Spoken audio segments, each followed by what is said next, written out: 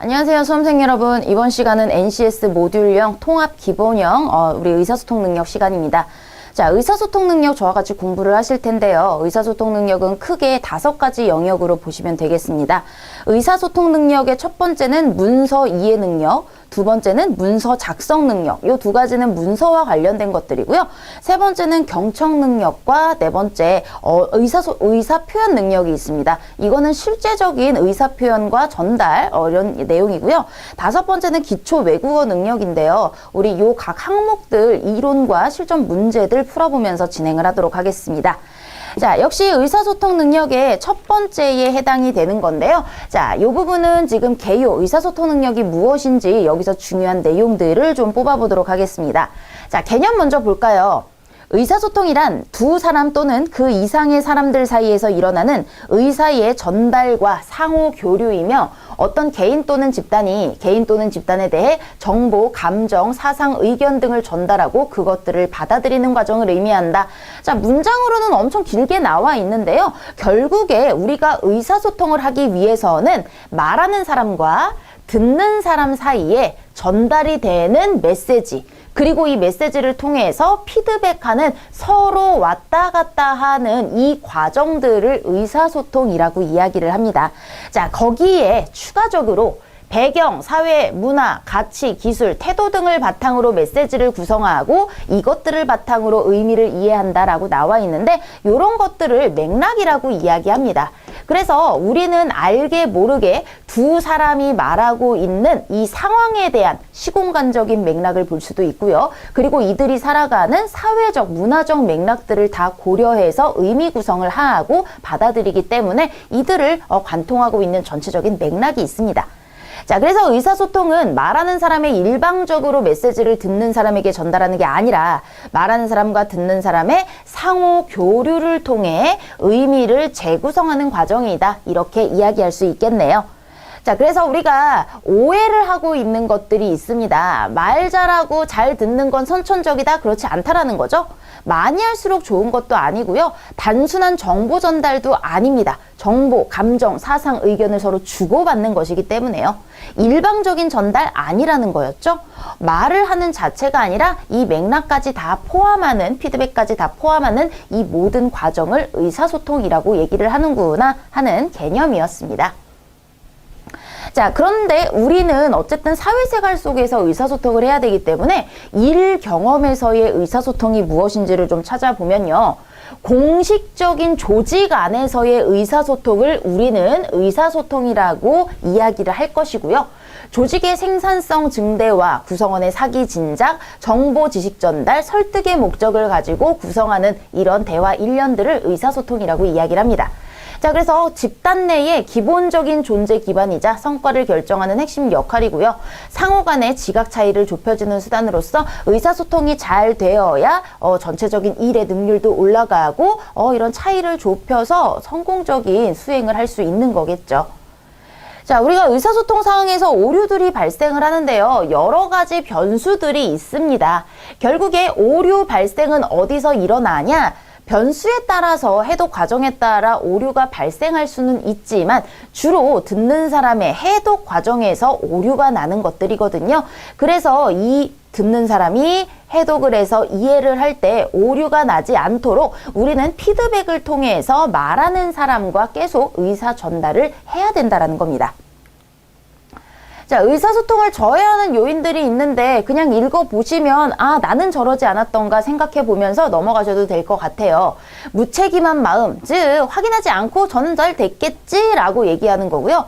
분명하지 않은 메시지 정확히 얘기하는 게 중요하고요. 안주하는 마음, 말하지 않아도 안다, 눈치껏 알아들어야 된다 라는 잘못된 의사소통을 초래할 수 있는 그런 저해 요인이 있습니다.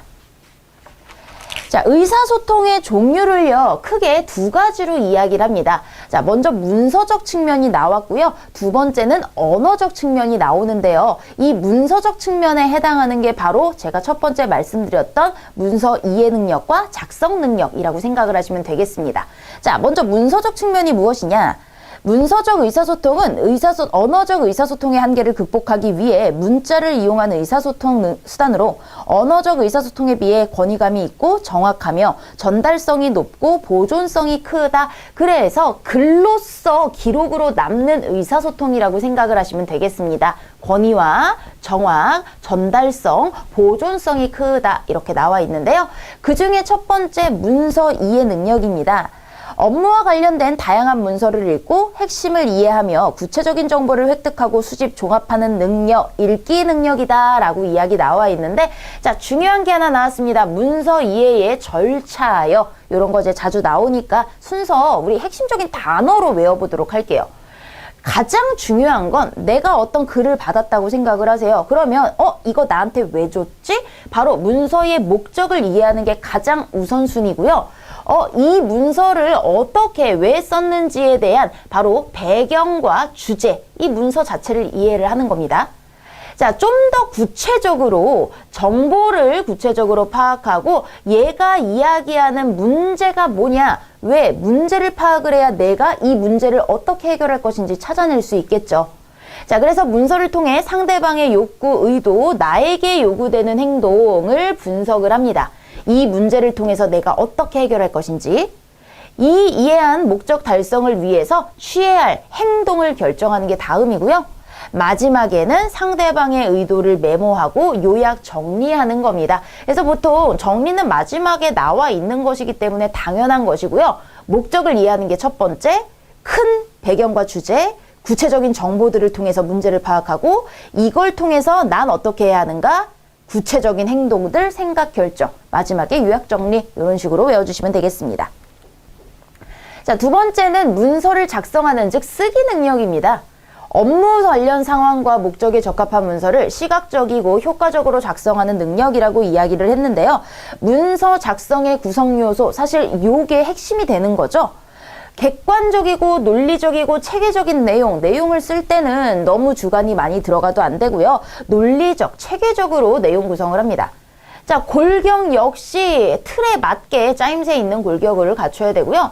가장 중요한 거 이해하기 쉬워야 합니다. 문서는 다른 사람에게 전달되는 의사소통이라는 것을 염두에 두시고 이해하기 쉽게, 그리고 이왕이면 레이아웃은 세련되고 인상적으로, 그리고 문장을 쓸 때는 명료하고 설득력 있는 문장으로 써주는 게 좋겠죠. 어떻게 보면은 너무나 당연한 이야기지만 이런 것들이 이루어졌을 때 잘 쓴 문서라고 볼 수 있겠네요. 자, 다음 두 번째 의사소통의 측면은 언어적 측면입니다. 언어적 의사소통은 의사소통하는 사람들 간의 상황과 환경을 공유하는 말하기이므로 문서적 측면의 의사소통보다 신속하다. 자, 빠른 점, 좋은 장점이고요. 상대방의 반응이나 감정을 살필 수 있다라는 점, 상황에 맞게 상대방을 설득할 수 있다. 그래서 이런 언어적 측면의 장점도 있구나. 특징 알아두시면 되겠습니다. 자, 경청 능력은 이 언어적 측면의 가장 중요한 부분이라고 볼 수 있습니다. 잘 들어야 되는 거죠. 그래서 몰입하여 듣는다라고 이야기를 하고요. 의사 표현은 말하는 거예요. 자신이 가지고 있는 정보와 의견을 상황과 목적에 맞게 설득력을 가지고 표현하는 능력이다라고 나와 있는데, 원활한 의사소통을 위해서 우리가 이런 것들을 해주면 좋다라는 내용이므로 가볍게 읽어보시면 상식적으로 딱 받아들여지실 이런 내용이니까 넘어가도록 하겠습니다. 자, 그리고 마지막으로 기초 외국어 능력이 있었죠. 외국어로 된 문서를 이해하거나 외국인의 간단한 의사표현을 이해하고 자신의 의사를 기초 외국어로 표현할 수 있는 능력인데요. 엄청 어려운 그런 외국어 능력이 아닙니다. 그래서 우리가 어떤 내가 직책에 있든지 간에 외국인들과 이야기를 할 수 있거나 아니면은 그런 문서들을 내가 이해할 수 있는 그 정도의 외국어 능력이라고 생각을 하시면 되거든요. 그래서 기초 외국어 능력을 향상시킬 수 있는 이런 방안들을 여러분들이 한번 읽어보시고 활용하시면 좋을 것 같습니다. 자, 의사소통에 장애가 있을 경우 해결 방법입니다. 자, 말하는 사람 같은 경우에는 자기 생각이 우선 명확해야 그 생각을 전달할 수 있고요. 말할 때는 쉽고 정확하게 편견 없는 언어를 사용을 해서 주된 생각은 먼저 배치하는 게 효과적이다. 말을 할 때도 글을 쓸 때도요. 듣는 사람도 의미 파악 정확히 하고요. 메모하고요. 처음에 집중하여 의미를 부여하지 말 것이라고 이야기했는데 이거는 맨 앞부분을 이야기할 거예요. 그래서 처음에 우리가 대화를 할 때는 뭐 인사말이라든지 뭐 날씨 얘기로 시작을 한다든지 이런 것들을 이야기하기 때문에요. 아, 이런 맨 첫 문장에 집중하면서 부여하지 말아라 이런 뜻이고요. 이 말하는 사람의 입장에서는 문서를 작성할 때는 사람들이 뒤에까지 꼼꼼하게 열심히 읽지 않으니까 앞부분에서 중요한 내용을 배치해라 이런 뜻으로 이해하시면 되겠습니다. 사전 정보보다 자신의 느낌에 충실하지 말 것. 그래서 자기 나름의 해석을 마음대로 하지 말라는 거죠. 자, 키슬러의 대인관계 방식 유형이라고 나와 있는데요. 자, 요런 표를 가지고 얼마나 지배형이고 친화적이냐 뭐 요런 것들을 나타내 보는 겁니다. 자, 얘 같은 경우에는요, 지배형부터 사교형 이렇게 나와 있는데 뭐가 가장 좋다라고 이야기할 수는 없지만 각각의 특성별로 장단점이 있기 때문에 그런 거 조금 정리를 해두시면 좋을 것 같아요.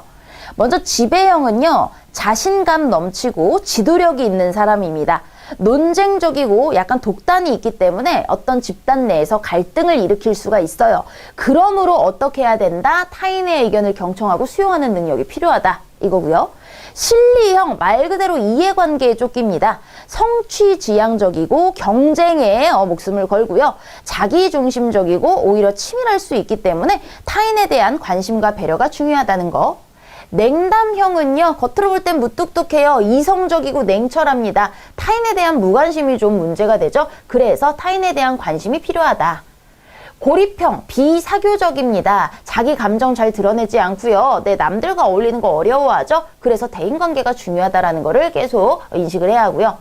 복종형은 되게 수동적이고 의존적인 자신감 부족형이에요. 그래서 적극적으로 자기 표현을 하자는 거. 순박형은 복종형과는 좀 달라요. 단순 솔직한, 겸손한. 하지만 주관이 부족하기 때문에 적극적인 자기 표현을 해라. 친화형은 따뜻하고 인정 많고 희생적이고 근데 문제도 있어요. 거절을 못하죠. 그래서 오히려 거리를 유지해라. 사교형은 외향적이고 관심, 그래서 간섭이라든지 충동적인 게 있을 수 있으니 자신의 내면을 성찰해봐라. 뭐 이런 식의 우리가 해야 하는 것까지 연결을 해봤습니다. 자, 그리고 또 중요한 게 있어요. 커뮤니케이션의 유형이 있는데요. 자, 피드백을 많이 해주느냐, 그리고 자신에 대해 많이 드러내느냐, 이걸 개방성이라고 해서 피드백과 개방성을 가지고 이 5가지로 이야기를 했습니다. 우선 가장 좋은 것은 자기 실현형에 해당이 되는데요. 각각이 뭔지를 좀 살펴보면요. 자기 노출형은요, 즉 개방성만 높은 경우를 이야기합니다. 자신의 행태에 대한 반응, 나 어때? 자신들에 대한 표현은 다 해요. 지속적으로 물어봄으로써 자신에게 초점을 두게 한다. 남의 피드백은 잘 해주지 않아요. 자신에게 모든 관심이 집중이 되어 있는 게 자기 노출형이고요. 자기 실현형, 자신에 대한 적절한 정보를 제공하고 피드백을 물어봄과 동시에 건설적이고 방어적이지 않은 방식으로 피드백을 제공합니다. 즉 자신도 많이 개방하고 남들에게 피드백도 많이 제공을 하는 가장 바람직한 형태고요. 자기 거부형은 고립시키고 회피하기 위해, 즉 피드백도 주지 않고 자신도 잘 보여주지 않는 자기 거부형이 있고요. 자기 보호형은 타인에 대한 평가적인 논평을 하고자 할 때 사용하는 것으로 타인과 함께 자기의 의견, 태도, 감정만은 공유하려고 한다. 그래서 자신은 잘 보여주지 않으면서 남에 대한 평가만 하는 이런 사람들을 이야기하겠죠. 자, 자기 협상형은요, 딱 어느 선까지만 이야기를 합니다. 타인들이 개방적인 정도까지만 자신 역시 개방하는 유형이라고 볼 수 있는데 가장 좋은 것은 자신도 많이 보여주고 피드백도 많이 해주는 자기 실현형이라고 보시면 되겠습니다. 자, 그럼 우리 여기까지의 간단한 확인 문제를 한번 살펴보도록 하죠. 다음은 직장 생활에서의 의사소통에 대한 설명이다. 이와 관련하여 맞으면 O, 틀리면 X인데요. 의사소통은 내가 상대방에게 메시지를, 자, 일방적으로가 아니죠. 상호 교류라고 했습니다. 의사소통은 정보 전달 이상은 아니다. 아니죠. 정보 전달 이상의 감정 표현일 수도 있고 설득을 목적으로 할 수도 있고 친교의 의사소통도 있죠. 의사소통 상황에서 상대방이 어떻게 받아들일 것인가에 대한 고려가 받아들여져야 된다. 그래서 우리가 상대방을 또 이해하기 쉽게 의사소통을 하기 위해 명확하고 간결하고 쉬운 언어를 쓰는 등 이런 것들이 바로 상대방이 받아들일 것인가에 대한 고려가 되는 것이죠. 자, 두 번째는 의사소통 능력을 문서적인 것과 언어적인 것으로 구분하여 볼 때 올바르게 구분하라고 했습니다. 감정적인 정보 전달이네요. 자, 이거는 감정적으로 말로써 이야기를 할 때 감정적인 정보 전달, 그래서 사람들의 직접적인 반응을 파악해서 바로바로 의사소통을 효과적으로 쓸 수 있다고 그랬죠. 상황과 목적에 적합한 문서 작성이라고 나와 있으니 문서적인 의사소통 능력이겠고요. 상대방의 이야기를 듣고 의미를 파악하는 경청 능력에 해당이 되므로 언어적 의사소통이라고 볼 수 있겠네요. 자, 그러면 이것들과 관련된 실전 문제들 살펴보도록 하겠습니다. 자, 다음 기억에 들어갈 내용으로 알맞은 것인데요. 의사소통이란 두 사람 또는 그 이상의 사람들 사이에서 일어나는 의사의 전달과 뭐가 이루어진다는 뜻이며, 이거는 그 뜻이네요. 그대로, 그죠? 의사 전달과 상호 교류가 핵심이죠. 그래서 어떤 개인 또는 집단이 다른 개인 또는 집단에 대해서 다양한 것을 전달하고 받아들인다. 이게 바로 상호 교류를 이야기하는 거겠습니다. 자, 이번에는 의사소통의 문제점 한번 볼까요? 우 부장이 얘기합니다. 안대리, 신제품 개발 아이디어 제출하라고 했는데 어떻게 됐나? 그거요. 제가 다른 업무를 보느라 완성하지 못했습니다. 다른 급한 업무가 뭐죠? 신제품 개발보다 더 급한 업무가 있나요? 죄송합니다. 대리점 재고 현황을 파악을 마무리해야 해서요. 안대리는 항상 일에 우선순위가 없어요. 그렇게 일 처리를 하니 매번 우리 부서 실적이 저조한 거예요. 자, 항상 이 우선순위가 없다라고 지금 공격을 했어요. 부장님, 제가 업무 처리가 조금 늦는 건 알겠지만 너무 심한 말씀 아닌가요? 시끄러워요. 뭘 잘했다고 지금 감정적으로 대응을 하고 있죠? 부장님 너무하십니다. 이것도 부장님이 지시하신 일이잖아요. 자, 1번에 애매모호한 말들로 논점이 흐려지고 있다. 여기는 애매모호한 표현이나 이런 것들은 없습니다. 돌려 말하고 이런 거 없어요. 주장에 알맞은 적절한 시각자료. 자, 여기에 뭐 시각자료를 제시할 거 없죠? 상대방 말에 관심을 보이곤 있지만 적극적으로 문제를 해결하려고 하지 않았다. 관심도 없습니다. 그냥 너는 늘 그래. 이런 식으로. 적극적으로 상대방과 의사소통을 할 의지가 없으며 의무적인 대응이라기보다 오히려 감정적인 대응이 더 적절하겠죠. 상대의 처지를 고려하지 않고 본인이 시킨 일이 따로 있음에도 불구하고 내 감정적으로 대응하고 있으니 바로 이게 문제점이 되겠습니다. 자, 다음은 의사소통 과정에서 말하는 사람과 듣는 사람의 입장에서 의사소통 장애를 해결하는 법을 정리한 표이다. 잘못된 것을 모두 고르라고 했습니다. 자, 말하는 사람의 입장에서요. 말하기에 앞서 자기 생각을 명확히 해야 이 분명한 생각을 전달할 수 있겠죠. 개념적이고 추상적인 어휘, 그러면 이게 바로 애매모호한 어휘예요. 명확하고 분명한 단어를 써야 하고요. 편견 없는 언어, 중요하죠. 말할 내용을 문서로 작성할 때 주된 생각은 앞에, 문서로서는 앞에 이야기하라고 했습니다. 말의 의미 파악에 주안점을 둬라. 네, 상대가 무엇을 이야기하는지 들은 내용을 메모, 요약하면 좋겠고요. 처음 이야기는, 자, 말할 때 처음 이야기는 인사말이나 간단한 이런 스몰 토크라고 얘기를 했죠. 사전 정보보다는 자신의 느낌 아니죠. 정보 위주로 해석을 해야 하므로 틀린 것들 4번이 되겠습니다. 자, 이번에는 대인 커뮤니케이션 스타일이 나왔는데요. 보기가 어디에 해당이 되냐예요. K는 자신의 행태에 대한 반응을 계속적으로 타인에게 물어봄으로써 타인들이 자신에게 초점을 두게 하는, 그래서 모든 초점이 자신입니다. 이 반응이라고 하는 건 나에 대한 거예요. 나 어때? 나 어때? 이렇게 생각을 하시면 돼요. 그래서 상대에게 피드백을 주는 것이 아니라 자신에게 초점을 맞추는 자기 노출형이 되겠네요. 자, 이번에는 회의가 나왔습니다. 원활하게 진행되지 않는 바로 의사소통의 문제점을 고르는 문제였습니다. 다음 달 워크숍 주제로 어떤 것이 좋을지 이야기해 봅시다. 우리 강 대리님은 좋은 아이디어 있습니까? 지난번 주제가 우리 회사 복지의 현 주소였잖아요. 사실 마무리가 안 된 채로 끝났기 때문에 이번에 마무리를 라고 했는데 그건 얼추 해결된 걸로 아는데요. 웬만하면 새로운 주제가 좋죠. 90년대생이 온다는 책 읽어보셨어요? 우리 회사 직원만 해도 30%가 90년대생이니까 이 책을 읽고 토론해보면 어떨했는데 정 과장이 다시 말을 자릅니다. 결국에 문제는 정 과장이네요. 여기 정 과장이 하나 있네요. 다른 사람 의견에 특별한 대안 없이 반대하고 상대방의 말을 끊어버린 게 문제겠죠. 자, 의사소통 스타일입니다. 바로 김 팀장의 의사소통 유형, 우리가 핵심이 될 수 있는 것들을 살펴보면요.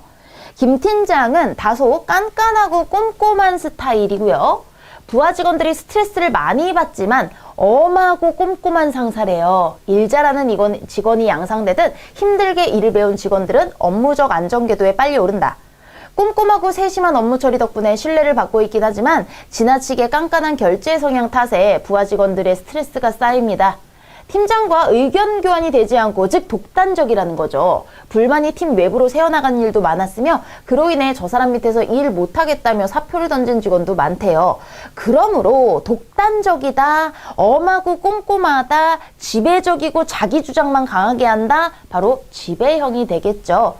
딱 봤을 때 뭐 자기 자랑이라든지 뭐 꾀를 부린다든지는 상관이 없고요.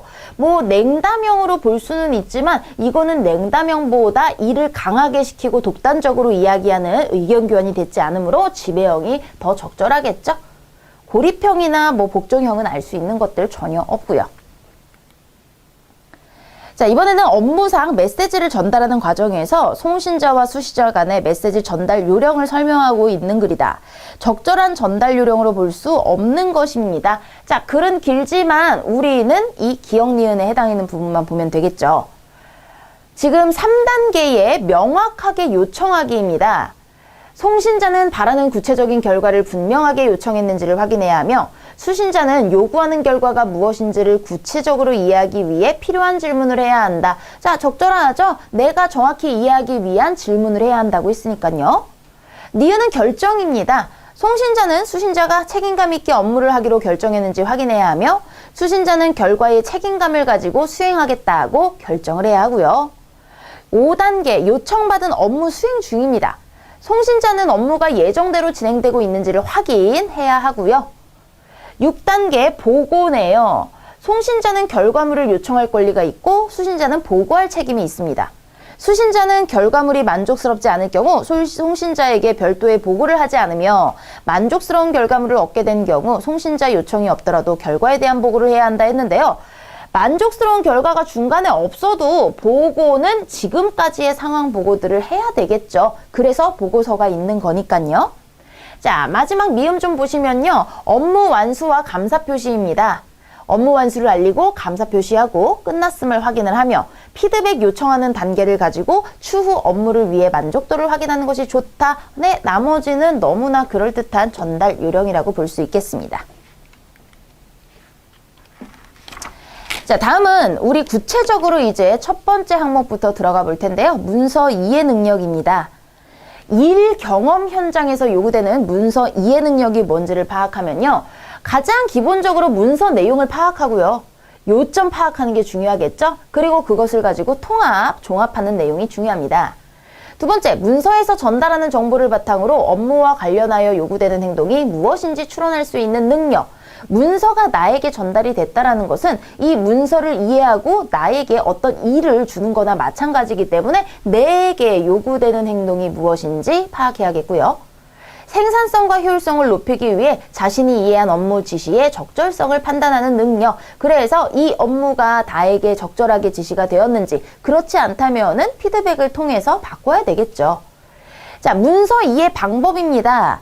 기본적인 독해가 바로 사실적 독해인데요. 단순히 글을 구성하는 내용을 정확히 이해하고 그 개념, 문자 그대로 이해하는 것을 목적으로 하는 가장 기본적인 단위의 독해입니다.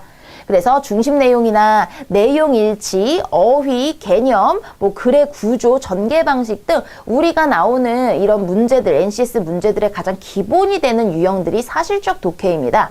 자, 그래서 글의 정보가 나와 있으므로 우리가 이 글을 정확하게 읽고 찾아내는 게 중요해요. 그래서 우리가 읽을 때도 핵심어들 체크해 가면서 읽고 있죠. 단락을 도식화하여 글의 구조를 파악하는 연습을 한다. 이 단락 도식화는요, 긴 글에 있어서 보통 해당이 되는데요. 처음 부분에 뭐가 나오고 중간에 뭐 이렇게 병렬적으로 나오고 마지막에 결론을 낸다. 뭐 이런 식으로 구조화하는 연습을 하는 게 좋겠습니다. 그리고 각 문단별로 중심 내용 찾아가면서 읽는 습관을 기르면 사실적 독해 가장 기본적으로 잘 할 수 있는 방법이고요. 자, 두 번째는 조금 더 나아가서 없는 내용들을 내가 추론해 나가는 겁니다. 생략된 내용을 추론하거나 아니면 필자의 의도, 목적을 추론하는 독해입니다. 그래서 이거는 글 내용뿐만이 아니라 자신의 지식과 경험, 문맥, 이런 표지 등을 이용해서 추론을 해나가야 해요. 기본적으로 뭐 글의 종류가 무엇인지 이 필자의 의도를 파악하고요. 생략된 정보를 추론하면 되겠습니다. 빈칸 채우기 문제나 아니면 숨겨진 주제 같은 거 파악하는 문제가 되겠죠. 생략된 내용을 추론할 때는 앞뒷 문장이 가장 핵심이 되고요. 필자의 의도를 파악할 때는 문맥에 유의하여 전체 분위기와 논조를 파악하는 게 중요합니다. 좀 더 고차원적인 독해로 비판적 독해가 있습니다. 즉 이게 옳은지 그른지 내 나름대로 파악을 하면서 읽는 건데요. 내용에 대한 판단이에요. 주제, 글의 구성, 자료는 정확한지 적절한지 이런 것들을 비판하며 읽는 독해입니다. 그래서 오류를 찾거나 주제와 상관없는 것들, 그 다음에 구성 방법이 적절한지, 필자의 생각이 바람직한지 전부 다 판단하는 내용이고요. 이 판단을 할 때는 적절한 논거를 대해서 적절한 근거를 통해서 판단을 하셔야 되겠죠. 글의 논리상 오류가 무엇인지 파악하고 주제와 관련되지 않은 내용이 제시되지 않았는지 판단하고 평가해야 된다라는 방법이 나와 있습니다. 자, 그래서 구체적인 실제적인 방법들, 뭐 논설문 여러 가지 설명문 있는데요. 뭐 논설문은 기본적으로 주장을 이야기하는 것이기 때문에 목적은 다른 사람의 생각이나 태도 변화용입니다. 그래서 명제는 명료하게 그리고 공정하게, 아무리 내가 주장을 한다 하더라도 한쪽에 치우치면 안 되고요. 근거는 확실하게 논리적으로 추론해서 정확한 용어를 사용해야 된다라는 겁니다. 자, 이런 독해 용어나 이런 것들 잘 읽어보시면 되겠고요. 사실 논설문을 읽을 때는 우리가 앞에서 이야기했던 추론적이나 비판적 독해들이 주를 이루는 경우가 많겠죠. 자, 설명문 같은 경우에는 가장 기본적인 사실적 독해가 핵심이 되는 겁니다. 알기 쉽게 알려주는 이해를 돕기 위한 목적을 하는 게 설명문이기 때문에 내용은 정확하고 명료하게 객관적인 내용으로 쉽게, 왜냐하면 이해를 도와야 하니까요. 정확한 언어로 기술해야 한다라는 겁니다. 그래서 우리 사실적 독해와 같은 내용이고요. 사실 우리가 볼 수 있는 대부분의 이런 회사 내에서는요. 설명서가 많이 있는데 상품의 특성이나 사물의 성질, 가치, 작동 방법이나 과정을 설명하는 것으로서 상품 속에서 제품 설명서 이런 것들이 있구나 알아두시면 되겠습니다. 자, 중요한 게 이제부터 나오기 시작을 합니다. 기사문이라고 하는 건 말 그대로 어떤 가치 있는 사건, 사실들을 전달하는 건데요. 신속 정확한 게 기사의 핵심이죠. 육하 원칙에 따라서 작성해야 되기 때문에 이런 객관, 신속, 간결하게 보도성, 정확성, 시의성 같은 것들을 특징으로 하고 있습니다. 표제라고 하는 거는요, 위에 크게 나와 있는 제목같이 써 있는 그게 표제고요. 이 표제 아래에 조금 작은 글씨로 부제가 써 있기도 합니다. 전문이 바로 표제 다음에 나오는 한 문단 정도인데요. 전체적인 내용을 요약한 것이기 때문에 실제적으로 기사문이 문제에 나온다고 하면은 표제, 부제, 그리고 전문만 가지고도 사실은 전체 내용은 파악할 수 있기 때문에 앞부분이 중요하구나. 자, 본문이 구체적인 내용이고요. 보통 기사에서 해설 부분이 많이 실리지는 않지만 이런 덧붙이는 내용들이 조금 있을 수 있겠고요. 자, 다음에는 보고서입니다. 이제 오히려 회사에서 실질적으로 쓰이는 이런 글들인데요. 조사, 연구 등의 과정이나 검토 과정을 보고하기 위해 쓰는 말입니다. 객관성, 체계성, 정확성, 논리성, 사실적인 글에 가깝겠죠. 독자를 정확하게 파악, 본래 목적과 범위에 벗어나지 않도록 하며 조사한 시간과 장소를 정확하게 밝히고 조사자와 보고 연월일을 분명하게 밝힌다라고 나와 있네요. 그래서 여러 가지 다양한 보고서가 있지만 어쨌든 자기가 하고 있는 일들, 연구하고 있는 것들에 대한 보고를 위한 글이구나 알 수 있겠습니다. 자, 공문서 매우 중요합니다. 매우 중요한, 완전 중요한 내용. 행정기관에서 대내적, 대외적 공무를 집행하기 위해 작성하는 문서로 엄격한 규격과 양식, 다 규격, 양식이 정해져 있기 때문에 또한 정당한 권리를 가진 사람이 작성을 하고요. 최종 결재가 있어야 문서로서의 기능이 성립하는 이런 게 바로 공문서라고 합니다. 자, 작성 요령은요, 간단 명료하여야 하고요. 연, 월, 일 꼭 밝혀야 하며 중복되는 내용이나 복잡한 부분이 없어야 한다는 건 당연하죠. 가급적 어려운 용어 한자어 쓰지 말고요. 일관성, 통일성 있게 사용을 해야 합니다. 용어나 서식이 이미 정해져 있다라고 말씀을 드렸기 때문에 통일해서 작성을 해야 한다. 그래서 조직체의 의사를 전달해주는 의사 전달의 기능도 있고요. 우리 연, 월, 일 꼭 써야 된다고 얘기했죠. 그래서 업무 처리에 관련된 증거 자료로서 이런 보존을 하기도 합니다. 자료 제공 기능으로서 필요할 때 언제든지 다시 활용이 되죠. 자, 기획서는 말 그대로 아이디어를 전달하고 이거 해주세요 라는 설득의 문서라고 보시면 되겠고요. 기안서는 사내 공문서예요. 협조를 구하거나 의견을 전달할 때 작성하는 게 기안서, 많이 쓰는 그런 문서입니다. 자, 보도자료는 정부기관이나 기업체, 단체들이 언론을 대상으로 우리 이렇게 보도해 주세요 라고 기사를 작성하는 거기 때문에 기사문과 비슷한 형식이라고 보시면 되겠습니다. 자, 그 외에 자기소개서 많이들 써보셨죠? 그리고 그 외에 비즈니스 레터나 비즈니스 메모 이런 것들이 전부 다 비즈니스 메모라고 생각을 하시면 되겠고요.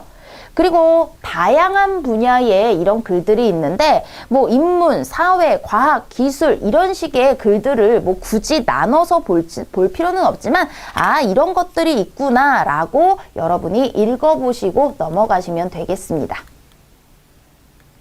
자, 그러면요, 우리 이런 분야를 넘어서 확인 문제 간단하게 보도록 하죠.